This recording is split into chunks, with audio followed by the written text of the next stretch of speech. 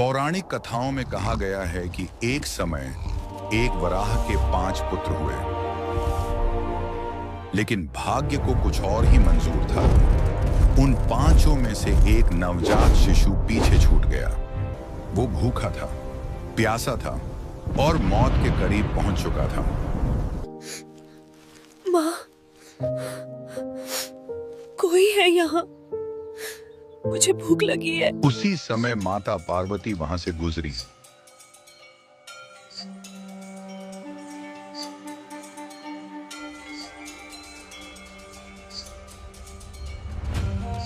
उन्होंने जब उस मासूम वराह शिशु को देखा तो उनके हृदय में ममता उमड़ा। ये बच्चा किसका है?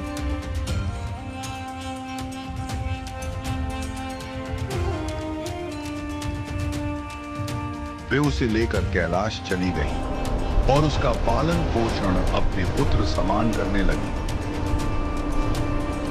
प्रभु, ये बच्चा मुझे वन में मिला था। मैं इसका पुत्र के भांति पालन पोषण करना चाहती हूँ। समय बीता, पर उस वराह शिशु का रूप अब भयावह बन गया था। उसके दांत बढ़ गए, शरीर विशाल हुआ और एक दिन उसकी पीड़ा ने उसे हिंसक बना दिया। मैं ये दर्द नहीं सह सकता। ये खुजली, ये जलन सब मिटा दूंगा।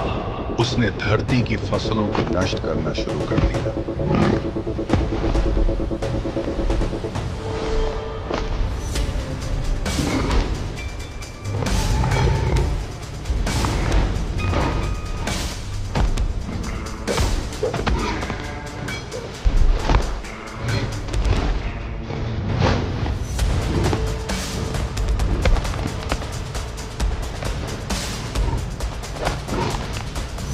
लोग भूख से तड़पने लगे और संसार अराजकता में डूब गया।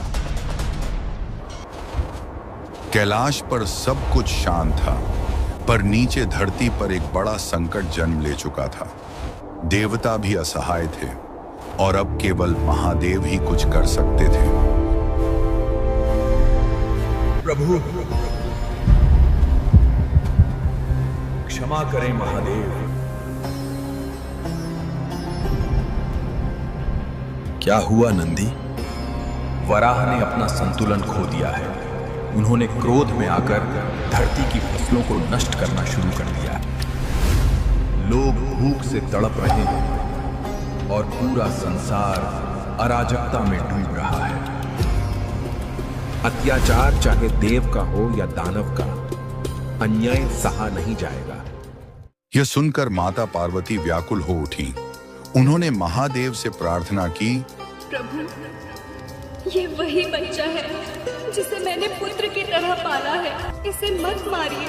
माता की प्रार्थना सुनकर महादेव ने उसका वध तो नहीं किया, पर उसे कैलाश से निष्कासित कर दिया। जा वराह, अब तू पृथ्वी पर जाएगा और अपने कर्मों का फल भुगतेगा।